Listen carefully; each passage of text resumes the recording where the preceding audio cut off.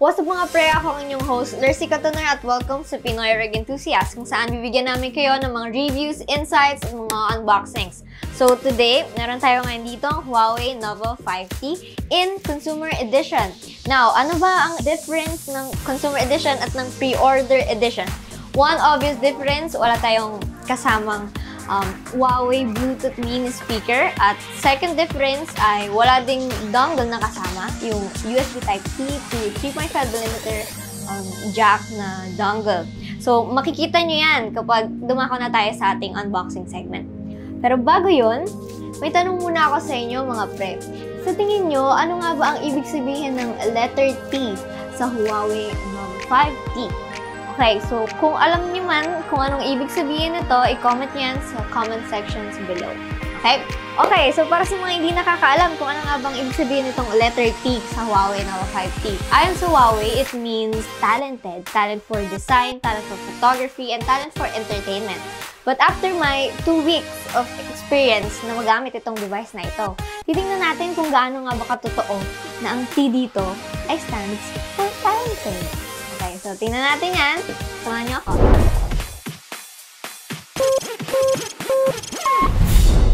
Ang price ng Huawei Nova 5T ay 18,990 at mabibili nyo ito sa mga Huawei concept stores at sa mga major retail stores dito sa Pilipinas.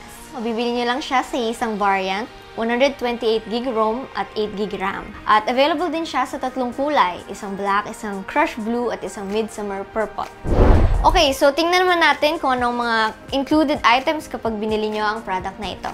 Pag binuksan nyo agad ang box, makikita nyo kaagad ang Huawei Nova 5T unit. Tabi muna natin yan. After which, makikita mo naman ang kanyang document sleeve. Pag binuksan mo, makikita nyo ang kanyang free jelly case at ang documentation.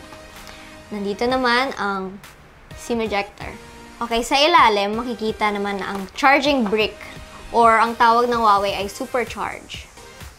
Meron din ditong USB Type-C cable.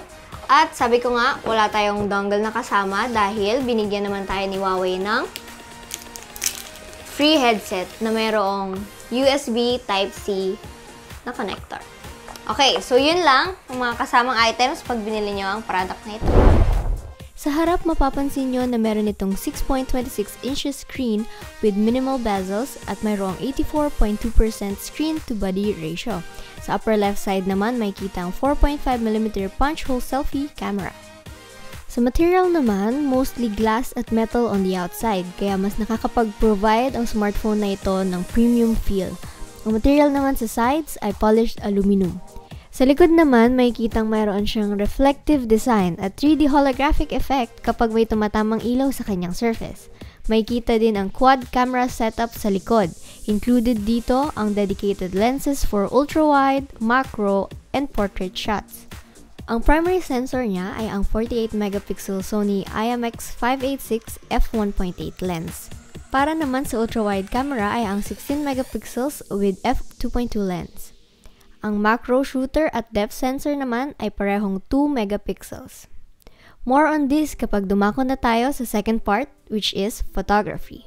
Pumunta naman tayo sa gilid. Ang Nova 5T ay mayroong side-mounted fingerprint reader na tumatayo din bilang kanyang power button. Sa bandang taas naman, makikita natin ang volume rocker, habang sa kabilang gilid, makikita ang SIM tray. Take note lang na walang dedicated slot for SD card ang phone na ito. Unfortunately, ang Huawei Nova 5T ay walang 3.5mm headphone jack na nagiging deal breaker para sa marami.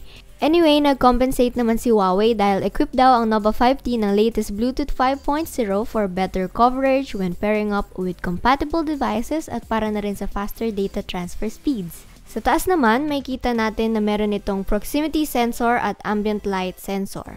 Pumunta naman tayo sa pangalawang segment, which is ang photography. Ang Nova 5T naman ay may 5 total AI cameras, 4 cameras around the back at isa sa harap. Kaya naman talagang makita mo na ino-offer ni Huawei ang premium camera experience sa halagang pang mid-range. Pero para mas malaman natin kung worth it ba, i-discuss natin ng mas maigi ang cameras nito. Ang main 48-megapixel Sony IMX586 shooter na nasa Nova 5T ay siya rin ginagamit sa mga flagship phones kagaya ng Oppo Reno 10x Zoom Edition at OnePlus 7 Pro. Here are some photos we took using the night mode.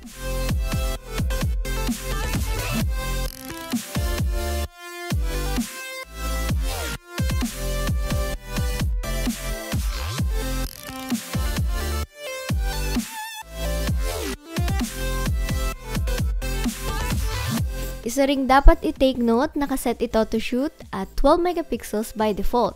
Pero pwede mo ito i-switch sa 48 megapixels for greater detail. Pero kung gagamitin nyo ito while taking pictures in low light, suggestion ko is i-revert back nyo na lang sa 12 megapixel para sa brighter results. Also, ang primary camera ng Huawei Nova 5T ay kaya umabot hanggang ISO 102,400, which is higher than the 6,400 ISO ng iPhone XS Max at equivalent sa isang DSLR, ang Canon 5D Mark IV. Nag-video din kami para matest ang kanyang image stabilization.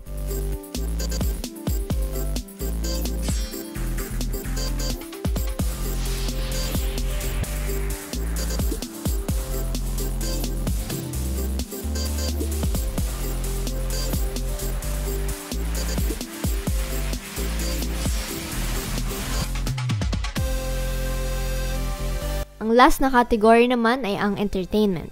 Para naman sa battery performance, nakakuha tayo ng 5 hours battery life sa kanyang 3,750 mAh battery. Sa temperature naman ng ating octa-core CPU, meron tayong 34 degrees Celsius sa idle at 79 degrees Celsius naman sa max load. Pagdating sa gaming, habang naka-on ang performance mode, smooth naman lahat ng games na tinest namin dito kahit naka-high settings. Para naman sa synthetic benchmarks natin, gamit ang 3D Mark nakakuha tayo ng decent scores sa OpenGL and Vulkan benchmarks. Halos katapatan nito ang performance ng Samsung Galaxy S10 at Huawei Mate 20 Pro. Ito ang pros and cons ko para sa Huawei Nova 5T. Nagustuhan ko ang side-mounted fingerprint sensor niya, night mode camera, magandang performance in gaming at supercharge feature. Okay rin ang price to performance ratio ng smartphone na ito. Sa cons naman ay wala itong 3.5mm jack or dongle na included. Wala din itong dedicated SD card slot. At huli sa lahat, medyo nahirapan lang ako gamitin ang super macro mode nito, which is maliit lang naman na cons. Okay, ayon sa pros and cons na nabanggit ko kanina, bibigyan natin ang Huawei Nova 5T ng Gold Award. Okay, so dyan na nga natatapos ang ating review para sa Huawei Nova 5T. First time namin actually na mag-review ng isang smartphone. So kung meron man kayong mga suggestions kung ano pa ang mga smartphone na pwede natin i-review dito sa Pinoy Rig Enthusiasts, mag-comment lang kayo sa comment sections below. Kung nagustuhan nyo ang review na to, i-like nyo. Kung hindi naman, i-dislike at huwag nyo kalimutang mag-subscribe. Kung may tanong kayo about sa product na ito, mag-comment lang kayo sa comment section below at may sasagot naman ng mga pre dyan. Kung tapos na kayo mag-like, mag-dislike, mag-comment at mag-subscribe. Maraming salamat mga pre at see you on the next episode.